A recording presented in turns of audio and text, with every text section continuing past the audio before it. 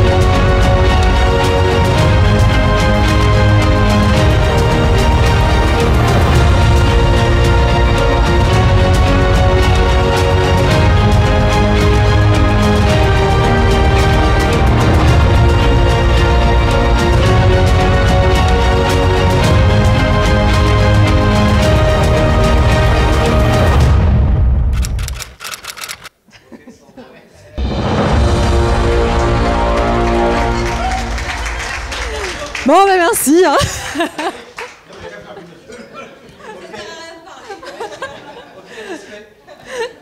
Osez quoi, vous allez me dire? Alors déjà, osez m'écouter alors que justement il est 23h et physiologiquement vous êtes déjà en digestion.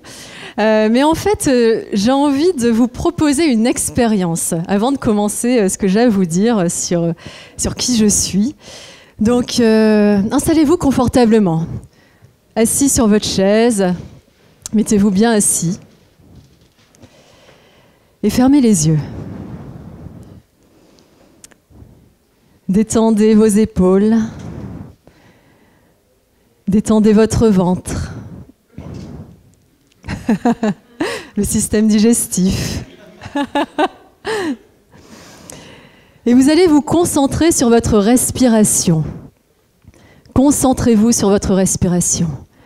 Portez votre attention sur votre respiration. Et concentrez-vous au niveau de vos narines. Vous sentez l'air rentrer par vos narines et ressortir par vos narines. Et concentrez-vous sur ce va-et-vient de l'air qui rentre, puis qui sort. Et vous respirez normalement, sans rien changer au rythme naturel de votre respiration. Et vous sentez que votre respiration se fait de plus en plus douce, de plus en plus subtile. Et vous allez porter votre attention sur l'espace de votre cœur, le centre de votre poitrine. Portez votre attention sur le centre de votre poitrine. Peut-être que vous sentez votre cœur battre, ou peut-être pas. Connectez-vous à votre cœur. Et vous allez vous demander, qu'est-ce que mon cœur désire? Et laissez venir spontanément une réponse, une image ou une émotion. Qu'est-ce que mon cœur désire?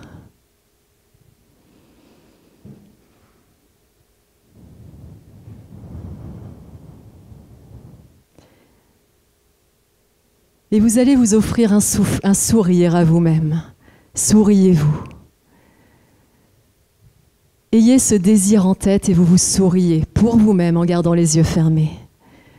Et souriez de gratitude, de confiance, en sachant que ce désir il va se réaliser dans les semaines ou dans les mois, voire dans les années qui arrivent.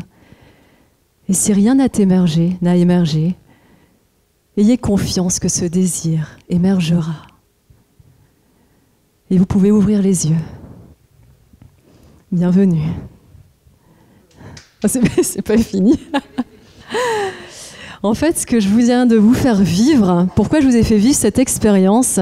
Eh bien parce que c'est exactement la démarche que j'ai suivie pour devenir ce que je suis aujourd'hui. Ce que vous avez vu là sur la petite vidéo. Donc aujourd'hui, et ça dure depuis 11 ans, je suis exploratrice des mondes extérieurs, mais aussi des mondes intérieurs.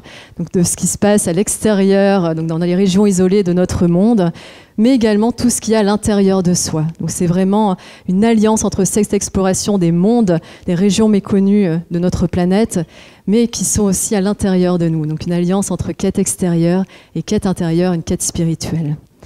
Et ce que je viens de vous faire, en fait, c'est ce qui s'est passé quand j'ai décidé de changer de vie. Parce qu'avant de vivre cette vie, j'ai eu une première vie, vous l'avez vu rapidement là, en image, où j'étais officier. Donc en fait, mon premier rêve, c'était d'être pilote de chasse. Donc j'intègre à 20 ans l'école des officiers de l'armée de l'air avec de grandes espérances. Sauf qu'en plus de la sélection académique, il y a une sélection physique. Et Elisabeth, tout à l'heure, nous parlait de ses vertèbres brisées. Alors moi, j'ai une scoliose qui fait 25 degrés, donc qui est assez importante. Et du coup, on me déclare inapte au pilotage d'avions de chasse. Et tant qu'à faire, inapte au pilotage d'avions de transport, d'hélicoptères et de parachutisme militaire. Donc en gros, j'ai 20 ans, je suis clouée au sol, je suis déjà frustrée. Je me dis, ça commence mal dans la vie. Donc du coup, je me dis, je vais pas rester dans l'armée de l'air, donc je bascule comme officier de gendarmerie. Donc à 23 ans, je me retrouve officier à Roubaix où je commande 150 gendarmes. À 27 ans, je passe capitaine. Et comme je rêve d'aventure, parce que c'est quand même ce qui m'a poussée dans l'armée, je demande plein de postes à l'étranger, plein de postes à l'international. Et là, il y a le gendarme secrétaire, je me souviendrai toujours de cette scène, je suis dans mon bureau et mon gendarme secrétaire s'approche avec la feuille hyper mal imprimée du fax qui vient de sortir. Et il me dit, lieutenant, je crois que c'est pour vous. Et là, je lis, lieutenant Bortoletto, chargé de mission, ministère des Finances à Bercy, chargé donc des réformes du patrimoine immobilier de l'État. La classe. Elle est loin l'aventure. En plus, entre-temps, je me marie, quoi, la totale, quoi. Enfin bon bref, à cette époque-là, je suis ma carrière, je suis comme sur des rails en fait, avec des œillères. Je vise le général, avoir des étoiles sur les épaules, à défaut de les avoir dans les yeux. Et du coup, je me pose pas de questions. Sauf qu'il va y avoir un déclic dans ma vie. Quand j'ai 28 ans, donc je suis au ministère des Finances, derrière un grand bureau avec plein de dossiers, etc. J'apprends que mon père meurt. Et là, grosse prise de conscience. Tout d'un coup, je suis projetée dans la nuit noire. Et c'est dans cette nuit que je commence à voir. Je vois déjà que j'ai fait des choix, non pas en fonction de ce que je voulais, mais en fonction de ce que je pensais que les autres voulaient. Je vois que mon père, avec qui j'avais une relation très proche, parce qu'il a beaucoup souffert et j'ai toujours été là jusqu'à la fin pour apaiser ses souffrances. Et donc je vois que mon père était au centre de toute cette vie que j'avais construite, cette vie qui était très bien sur le papier, sauf qu'elle ne correspondait pas à ce que je suis profondément. Donc je vois que je veux changer, mais je ne sais pas où je veux aller. Et je vois que j'ai peur de ce changement, parce que je suis justement dans la nuit, je suis dans la souffrance, je suis perdue. Et donc qu'est-ce qui va me donner des étoiles pour pouvoir illuminer cette nuit ? Eh bien, la première chose, c'est de me remettre en mouvement intérieurement. Je vais commencer à me poser des questions. Qu'est-ce que je veux ? Qu'est-ce que je ne veux plus ? Finalement, pourquoi je suis rentrée dans cette carrière ? Qu'est-ce qui me fait rêver ? Qu'est-ce qui me donne envie de me lever le matin ? Qu'est-ce qui me donne la foi, l'envie de vivre ? Et en fait, je reviens à mes premiers rêves, qui sont ces rêves d'aventure. En fait, en gros, moi, ce que je voulais quand j'étais petite, c'est devenir Indiana Jones. J'en avais rien à foutre si c'était un mec. Je voulais devenir Indiana Jones. Sauf que sur le papier, ça n'existait pas, donc je suis partie dans l'armée. Eh bien, je me suis dit, plutôt qu'attendre, tu vas réaliser ton rêve. Donc là, je vous dis ça en quelques minutes, mais c'est 2 ans d'introspection où je largue tout. Je divorce, je démissionne et je commence à voyager. Donc en gros, le résumé, vous l'avez vu en image. Donc je pars vivre en Sibérie avec des nomades éleveurs de rennes. Donc ça m'a pas trop changé de l'armée parce que c'était une brigade d'éleveurs de rennes Il y avait 9 hommes, 2 femmes, j'étais la 12e et un troupeau de 2500 rennes. Donc je deviens éleveuse de rennes, quoi, en gros, et je m'initie aux traditions chamaniques. Ensuite, il y a eu l'Alaska, ensuite il y a eu l'Himalaya, où j'ai vécu pendant plus d'1 an avec des nonnes bouddhistes, où je m'initie à la méditation, au bouddhisme. Je traverse le Tibet à vélo pour approfondir ma connaissance du bouddhisme sur le terrain, où je vais de monastère en monastère. Ensuite, il y a eu la période du Proche-Orient, donc je pars en Israël, que je traverse à pied. J'ai eu un rapport, pour moi la marche est très importante, c'est ma façon de créer un lien avec le monde, de dialoguer avec la terre et de revenir à l'instant, revenir au sens, revenir au corps. Et donc je traverse Israël à pied où j'ai une expérience spirituelle extraordinaire que je ne développerai pas ici parce que ce serait trop long et je suis déjà 11 minutes.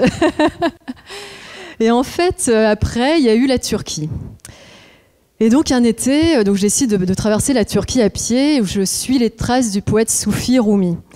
Et en plein milieu de la Turquie, au sommet d'une montagne, il est 6h du matin, il y a un homme, si je peux le qualifier comme tel, qui surgit, qui se jette sur moi, qui essaye de me violer et qui m'étrangle plusieurs fois. Par miracle, tout à l'heure Elisabeth parlait de miracle, moi aussi j'estime que je suis une miraculée. Par miracle, j'ai pu m'en sortir, j'ai pu m'enfuir. Et je suis là devant vous aujourd'hui. J'ai été rapatriée en France suite à ce traumatisme.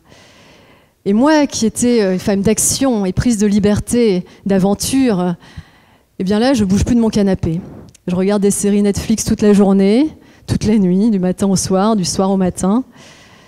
Alors c'est là que je me suis rendu compte qu'il y avait une sacrée corrélation entre Netflix et dépression. Si j'avais su, j'aurais acheté des actions dès le début, quoi. Et ce dont je me rends compte, c'est qu'en moi, il y a une sorte d'anti-énergie. Moi qui étais propulsée par l'énergie de la joie, l'énergie du désir de devenir qui je suis, et bien là, en fait, je suis détruite, rongée par la colère, la haine, la culpabilité, la honte. Donc comment on s'en sort de cette nuit, cette nouvelle nuit noire? Eh bien le mouvement, de nouveau. En fait, j'ai un ami du GIGN aussi qui m'a donné un des meilleurs conseils. À un moment, je l'appelle désespérée, parce qu'entre-temps, j'avais le psy pour le post-trauma, mais je sentais que parler ne suffisait pas. Le récit, en fait, je m'enfermais dans mon récit. Et donc là, mon pote, il me dit « Va taper dans un sac ». Le meilleur conseil de ma vie. Je m'inscris dans un club de boxe et en fait, je me défoule. Et en fait, c'est mon corps qui va me ramener à la vie. Ça se passe pas dans le mental parce que le mental est complètement désintégré. Tout ce qui se passe là-haut, ça sert plus à rien. Quand je ferme les yeux, c'est de la violence, c'est du trauma, c'est de la haine, c'est de la colère. Et en fait, je vais guérir le corps par le corps. Et à un moment, le désir surgit, mon étoile. Je pars en Patagonie. Sur la cordillère des Andes, en fait, je vais marcher de Santiago du Chili jusqu'en Patagonie. Et cette marche, pour la première fois de ma vie, par rapport à tout ce que j'ai vécu auparavant, ça va être une marche qui va me guérir. Jamais plus que sur la cordillère des Andes, en marchant. En plus, c'était un chemin qui était extrêmement physique. J'étais au corps à corps avec la nature. C'était un vrai abandon à la nature. Pendant 3 mois, seule, je traverse les volcans, les forêts, des jungles de bambou, les glaciers. Et en fait, j'expérimente le pouvoir guérisseur de la nature et le pouvoir guérisseur de la marche. Donc, c'est ce qui m'a ramenée à la vie. C'est ce qui m'a permis de reconquérir mon désir de vivre, mon désir d'être. Et d'ailleurs, c'est ce que Spinoza disait du désir. Le désir, c'est ce qui nous permet de persévérer en tant qu'être. Et je dirais même en tant qu'être en devenir. Parce qu'on n'est pas un être statique. Nous sommes des êtres en devenir. Et pour ça, on doit se raccrocher à nos désirs. Qu'est-ce qui nous fait vibrer? Qu'est-ce qui nous fait rêver? Qu'est-ce qu'on a envie de construire pour nous, pour nos enfants et pour le monde d'aujourd'hui et de demain? Alors, le conseil que je pourrais vous donner pour conclure mon discours, c'est si un jour, vous aussi, quelle qu'en soit la raison, vous êtes plongé dans une nuit noire, eh bien, faites exactement l'exercice qu'on a fait au début. Fermez les yeux, recentrez sur vous et demandez à votre cœur, qu'est-ce que mon cœur désire? Merci.